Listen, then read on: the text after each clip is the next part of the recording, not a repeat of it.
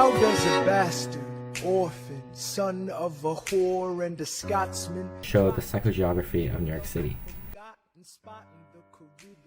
Well, what even is psychogeography?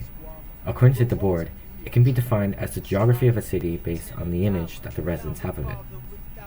It is inexact and approximate, with microclimates blending into each other and unrelated to administrative or physical boundaries.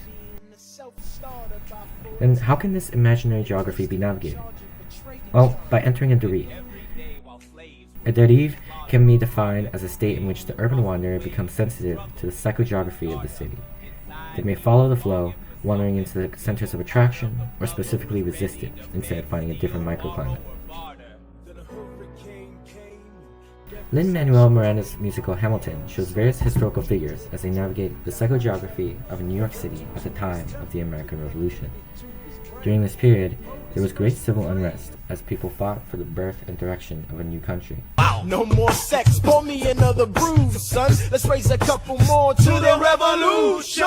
Well, if it ain't the prodigy of Princeton College, Aaron Burr, give us a verse, drop some knowledge. Good luck with that, you're taking a stand. You spit, I'ma sit, we'll see where we land. Well, the revolution's imminent, what do you stall for? If you stand for nothing, Burr, what'll you fall for? Sup, when you're living on your knees, you rise up. Tell your brother that he's gotta rise up. Tell your sister that she's gotta rise up. When are these colonies gonna rise up? How does Alexander himself navigate the psychogeography of New York?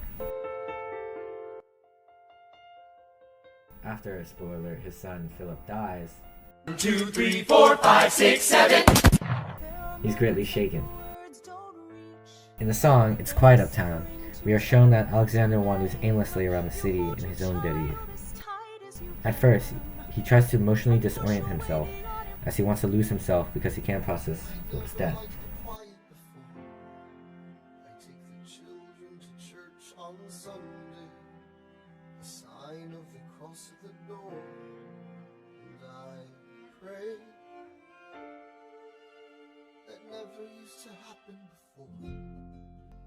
After he reconciles with Eliza, they derive together, wandering the psychogeography of New York City. No longer is Alexander trying to disorient himself, because now he and Eliza are exploring the urban terrain, moving on from Philip's death. Speaking of moving on, the Schuyler sisters are what Walter Benjamin describes as flaneurs. Who are flaneurs? Benjamin describes them as the explorers of crowds. They are intoxicated by watching the flow of the city and the people carried along by it.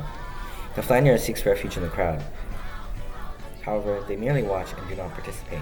Flaneurs also classify people, seeing individuals caught in the flow of the crowd and believing they know everything about that type of person. They are flaneurs, going into the busy downtown to watch the environment, the students, the men at work, and the revolutionary buzz of change.